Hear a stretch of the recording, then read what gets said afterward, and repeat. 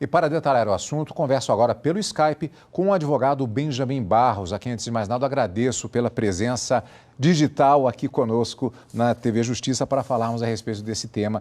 Pois é, doutor, antes de mais nada, obrigado, então, portanto, pela presença. Eu gostaria de perguntar a respeito justamente dessa crescente demanda pela utilização dos serviços digitais. Isso implica em responsabilidades previstas em lei para, principalmente, os comerciantes, quem está oferecendo os produtos. Verdade. Primeiramente, boa tarde, obrigado pelo convite. Em virtude desse infeliz cenário, muitas pessoas que não faziam esse tipo de comercialização online estão fazendo, né? E com isso vem as responsabilidades. A partir do momento que você se torna um fornecedor, existem responsabilidades pelo Código de Defesa do Consumidor. Eu até acho muito importante que tanto o consumidor quanto o fornecedor aproveitem essa quarentena também para dar uma lida, pelo menos nos primeiros artigos. Eles definem os direitos básicos do consumidor para que eles possam, digamos assim, estarem bem informados para não cometerem nenhuma prática abusiva, né? Eu vejo com muito cuidado questões que são costumeiras nas reclamações, né, perante o PROCON e o Judiciário, que são esses temas de troca de produto. Estamos no momento em que o comércio está fechado, então eu já dou a dica para que o fornecedor se tente criar, né, alternativas de canais de atendimento para que esse consumidor consiga entrar em contato e resolver um problema de um defeito de fabricação, um defeito no produto, no serviço. Essas questões de propaganda enganosa, como passou também na matéria, é muito importante. Tudo que é publicado acaba vinculando o anúncio àquela oferta, né? E questão de cancelamento também de produtos é muito importante. Quando a gente compra pela via remota, né, quando a gente não tem contato com aquele produto, a gente não testou, não sabe como ele é, o Código de Defesa do Consumidor concede um prazo de 7 dias, que seria um direito de arrependimento. Então, é algo que nem sempre o fornecedor sabe lidar também, né? Às vezes a pessoa quer devolver, não quer mais aquele produto, e o fornecedor precisa dessa consciência, esse conhecimento de que, pelo Código de Defesa do Consumidor, ele teria que devolver o dinheiro, por exemplo, num caso desses, né? Em compras remotas. Telefone, internet, celular, enfim, aqueles cardápios, menus, né? Tudo que é considerado como uma compra remota. E o basilar, na minha opinião, também é a questão das informações. Todos os produtos, todos os serviços, o fornecedor tem que descrever todas as suas características, as informações, principalmente se tem algum risco, a segurança, se não tomar uma cautela, né, a saúde do consumidor. Se trata de alimentos também, tem que se ater aos rótulos, principalmente hoje em dia que a gente tem aquela questão de se tem glúten ou não, né, pessoas que são alérgicas. Eu acho que são os principais.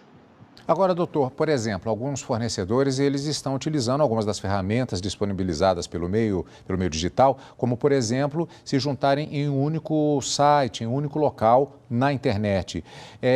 Como é que fica a divisão de responsabilidades em relação a todos os quesitos para que isso seja claro, principalmente para o consumidor, na hora que, eventualmente, ele tem que fazer uma reclamação? É uma pergunta muito boa, porque, na verdade, no Código de Defesa do Consumidor não é algo tão claro quando alguém pega, né, o código para ler. Mas na jurisprudência brasileira, o entendimento majoritário é de que há uma responsabilidade também da plataforma, não só daqueles fornecedores, daqueles comerciantes que estão ali utilizando aquela plataforma, mas da própria essa plataforma de vendas, né, esse site, esse programa. De certa forma, ele acaba se beneficiando também desse tipo de comércio, e a justiça tem entendido pela sua responsabilidade solidária também. Então, isso inclui, às vezes a pessoa não consegue trocar um produto, pede uma indenização, restituição do valor, e normalmente acabam colocando as plataformas de venda também no polo passivo de uma demanda judicial, ou até mesmo nos órgãos administrativos de fiscalização, né, como o PROCON, o Ministério Público, o consumidor.gov também, que toma providências, né? Com relação justamente a esse processo de adaptação que está acontecendo agora, existem lojas virtuais que elas já são antigas, já têm uma ampla experiência com relação às necessidades, às demandas que existem especificamente no setor.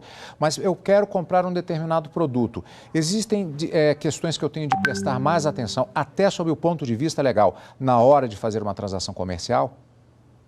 Com certeza. Ainda mais nesse momento, acredito que a atenção tem que ser dobrada. Infelizmente, existem pessoas, né, golpistas, que se beneficiam dessa nossa fragilidade que a sociedade está passando no momento e se aproveitam da situação para aplicar golpes, para obter vantagem, né? Estamos num momento também mundial em que a gente tem a lei de proteção de dados que está aí em vias de começar a sua vigência também, né? E isso é importantíssimo. Por exemplo, o consumidor verificar se quando ele está comprando virtualmente, né, se aquele perfil existe, se tem avaliações sobre aquele vendedor que confirmam, né, as negociações, jamais passar alguns dados sigilosos. Principalmente, várias pessoas têm sido vítimas, né, de fornecer códigos que recebem por SMS no celular, quando vê tem o seu WhatsApp invadido e se torna fruto de vários golpes. Então, tem que sempre buscar se certificar de que é real, que não é um fake, digamos, aquele vendedor, aquele comerciante, né? E, do outro lado, o comerciante também tem que ter essa visão de que todos os dados têm que ser protegidos do consumidor. Então, busquem utilizar plataformas que tenham essa segurança, porque senão você vai se responsabilizar por isso. Existem plataformas de pagamento que você pode acionar que já vão ter toda essa proteção de dados, né, para que você talvez não se responsabilize ou consiga dividir essa responsabilidade com outra empresa. O consumidor também deve ficar atento que, em muitos casos, existem até cópias de sites assim, que são idênticas ao vendedor original, né?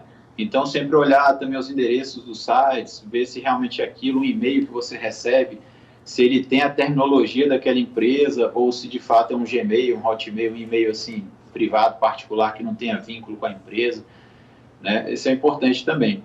E, por último, só deixar uma dica também para o fornecedor, essa questão da LGPD, né, da Lei Geral de Proteção de Dados, é importantíssima.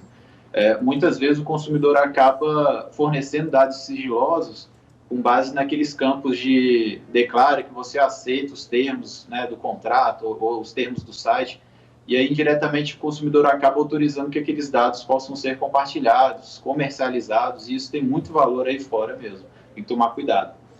Doutor, muito obrigado pela sua participação aqui, portanto, no Jornal da Justiça, primeira edição. Até mais.